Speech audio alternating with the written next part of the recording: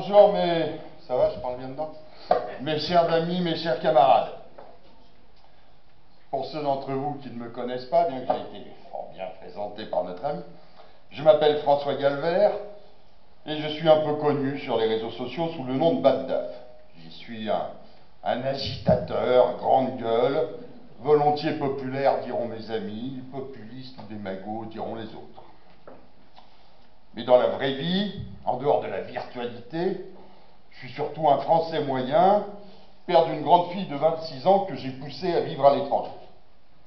Et oui, mon rôle de papa, c'est aussi d'essayer de mettre ma famille à l'abri des événements dramatiques que je vois se profiler en France d'ici quelques années. Moi, j'ai décidé de rester sur ma terre, dans mon pays, au sein de mon peuple, et de tenter de combattre avec vous, comme je le peux, en créant cette association patriotique, la Meute France.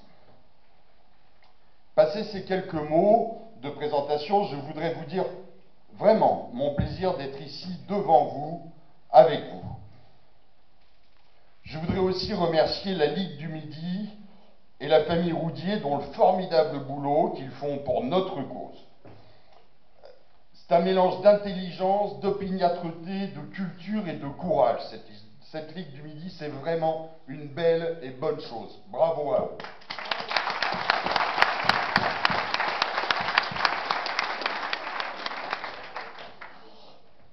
Je vous parlais à l'instant des dangers que je vois, que nous voyons tous, j'en suis certain, se profiler à l'horizon. Il ne faut pas être grand prophète pour observer la déliquescence de notre société.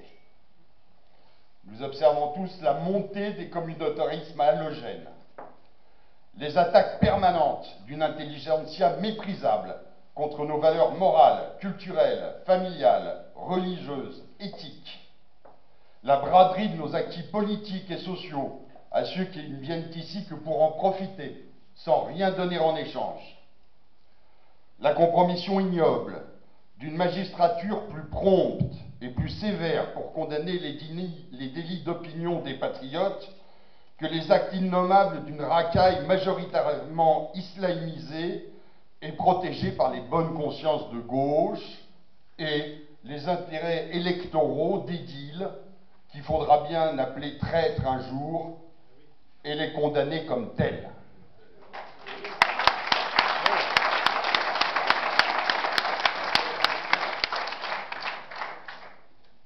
La soumission des politiques à la finance internationale et à des puissances étrangères impérialistes, la paupérisation des classes ouvrières et moyennes au profit d'un enrichissement toujours plus indécent des grandes familles qui pratiquent l'évasion fiscale comme le golf ou le polo.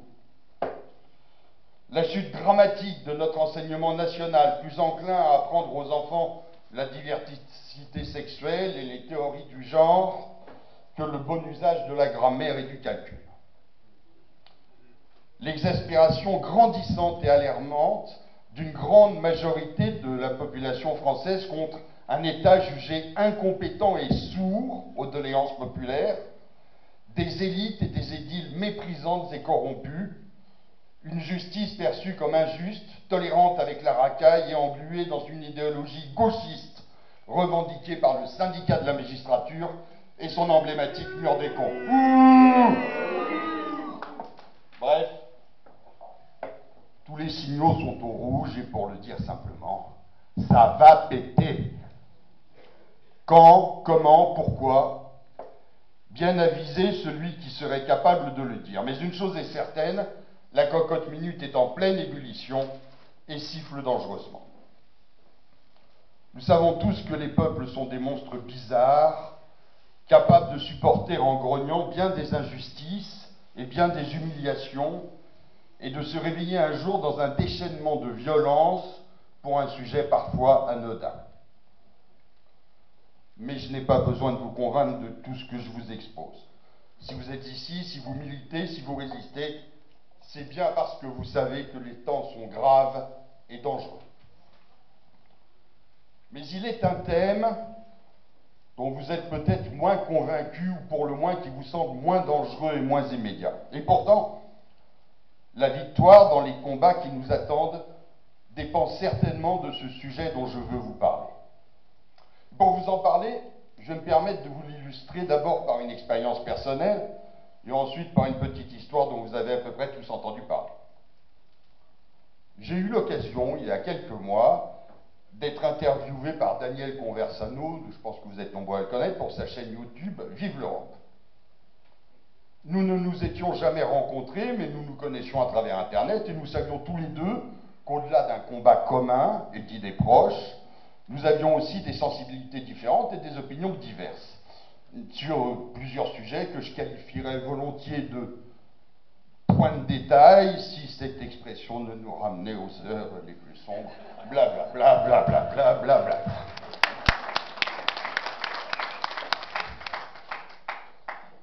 Confronter nos points de vue était donc une chose intéressante et nous avons pris, je crois, tous les deux grand plaisir à le faire courtoisement et dans un esprit de camaraderie pendant près d'1h30. D'ailleurs, je ne sais pas s'il y en a ici, il doit y en avoir dans le local des gens du Menhir à Bordeaux qui nous ont fort gentiment accueillis pour cette interview. Mais Daniel, sans être vraiment un leader, est suivi par un certain nombre de personnes qui partagent l'intégralité de ses idées, ce qui est bien naturel. Il est aussi dans une relation très conflictuelle avec Alain Soral, après un débat qui s'est terminé au point, POINGS, et donc de ce fait détesté par tous les suiveurs d'égalité et réconciliation. Bref, quand ce débat a été diffusé sur YouTube, nous avons vu arriver les commentateurs et leur posture haineuse. Les uns m'injuriaient d'avoir accepté de débattre avec ce salaud de Conversano et décrétaient que j'étais donc aussi un salaud. Les autres ne supportaient pas que je ne partage pas toutes les thèses de mon intervieweur et me traitaient de gauchiste, même de mélanchoniste. D'autres, encore, qui me détestent, injuriaient Conversano d'avoir donné la parole à ce connard de Badlaf. Et toutes ces personnes qui faisaient des concours de mots d'oiseaux et de haine à notre égard se revendiquaient toutes de la sphère patriote. C'étaient nos camarades. Quelle tristesse et quelle bêtise cette facilité à nous détester entre nous pour d'obscures raisons de guerre des chefs ou de visions idéologiques légèrement différentes. L'autre exemple que je voudrais vous donner concerne nos belles et talentueuses amies les Brigandes que nous aurons le plaisir d'écouter tout à l'heure. Oui, on peut les applaudir.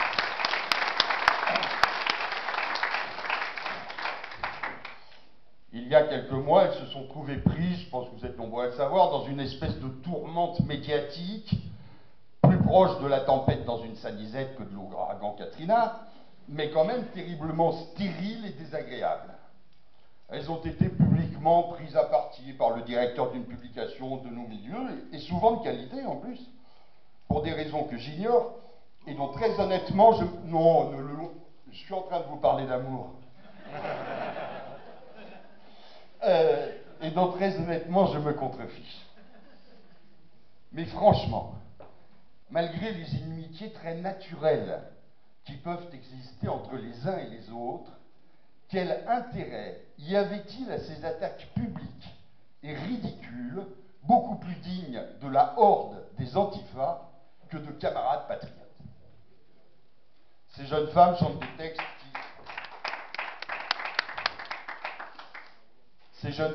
des textes qui interpellent la plupart d'entre nous. On a parfaitement le droit de ne pas aimer leur travail, mais pourquoi les haïr? Pourquoi les agresser publiquement ainsi? Il y a tellement de gens dans le showbiz à détester et à conspuer. Pourquoi s'en prendre à elles qui font partie de notre sphère, de notre famille? Rien ne nous oblige à les écouter si nous n'aimons pas ce qu'elles font.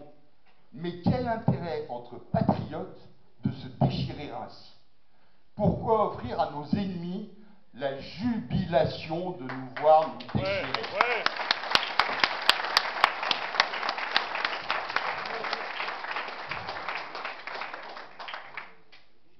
Vous l'avez compris, ce danger dont je veux vous parler, et qui me semble beaucoup plus grave qu'anecdotique, concerne cette espèce d'intolérance que beaucoup d'entre nous ressentent pour les autres.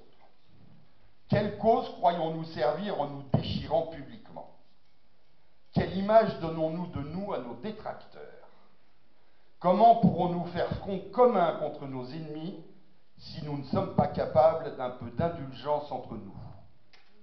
Allons-nous continuer longtemps à nous déchirer entre chrétiens, athées, païens, pro-sionistes et pro-palestiniens, gaullistes et anti-gaullistes, racistes, racialistes et humanistes, carnivores ou végétariens, pro-chasse ou anti-chasse, pro-corrida ou anti-corrida?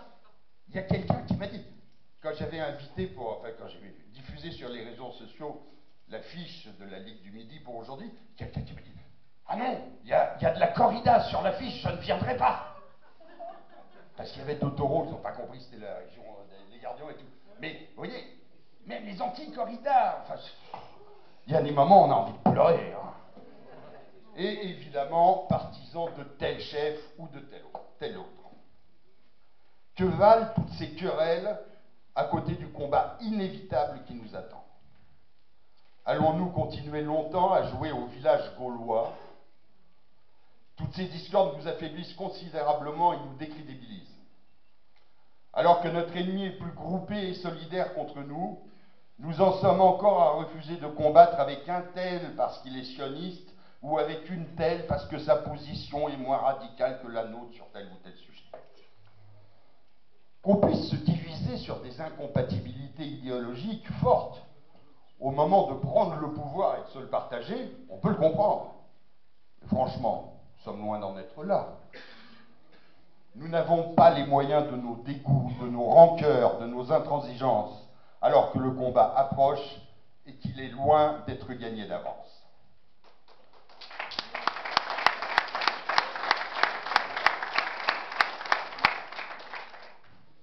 L'heure n'est certainement pas aux luttes intestines entre organisations nationales, alors que nous sommes nombreux à travailler avec un rapprochement avec les groupes identitaires européens. Notre cause et nos voix sont de plus en plus entendues et comprises dans l'Europe entière, qui semble enfin se réveiller d'un long hiver. Mais ne nous leurrons pas, la vieille hydre gaucho-mondialiste ne mourra pas d'elle-même, et nous allons devoir combattre de plus en plus âprement. Nous allons être de plus en plus attaqués, conspués, persécutés, diffamés. Mais nous ne lâcherons rien. Ouais.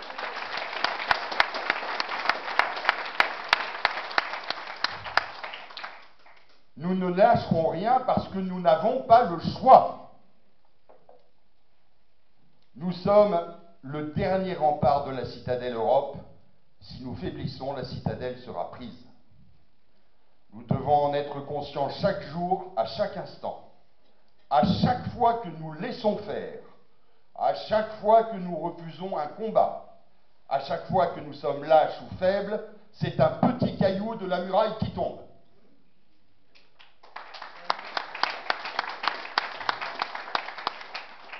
Nous n'avons pas les moyens de refuser de combattre avec qui que ce soit contre nos ennemis qui, eux, ne se posent pas de questions existentielles. Celui qui combat à défendre la citadelle à nos côtés est forcément un camarade, même si nous ne partageons pas toutes ses idées, même si nous n'aimons pas ses choix de vie ou la couleur de ses chaussettes.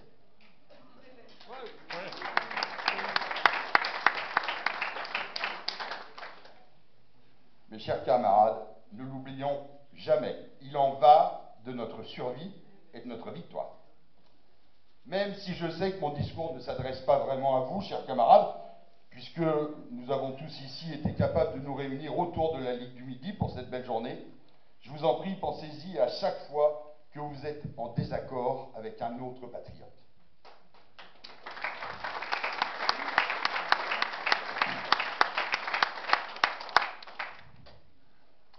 Depuis 2 ans que j'ai créé la Meute France, nous avons toujours été bien reçus, bien conseillés, bien épaulés par nos anciens de la Ligue du Midi, et le fait est suffisamment rare dans nos milieux où trop d'entre nous ont tendance à se regarder en chien de faïence, comme si nous étions des entreprises concurrentes, pour qu'il me semble important de le signaler. Nous avons su lier des relations amicales et de confiance qui nous ont permis de porter nos couleurs côte à côte dans différentes actions. Et j'avoue très humblement avoir trouvé en Richard Roudier un mentor, toujours fraternelle et accessible. Merci Richard.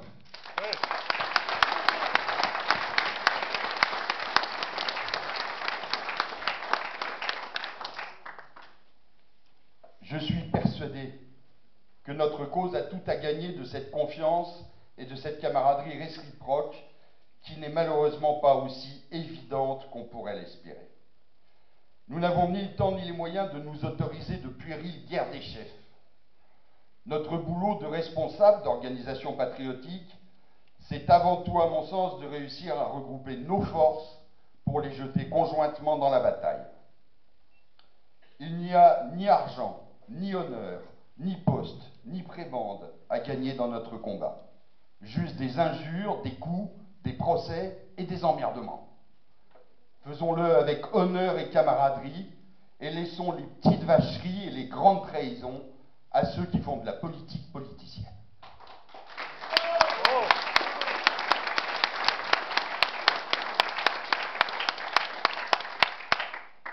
La victoire n'est-elle pas infiniment plus grande et plus indispensable que nos petites haines de chapelle? Devrons-nous un jour nous soumettre à l'islam pour n'avoir pas su fraterniser avec les nôtres? Voulons-nous porter le poids de cette responsabilité face à nos enfants ou petits-enfants et face au jugement de l'histoire? Mes amis, je voudrais conclure en quelques mots en vous souhaitant de belles victoires. Nous sommes tous les maillons d'une même chaîne. Ne lâchons pas, ne lâchons rien. Merci à vous tous.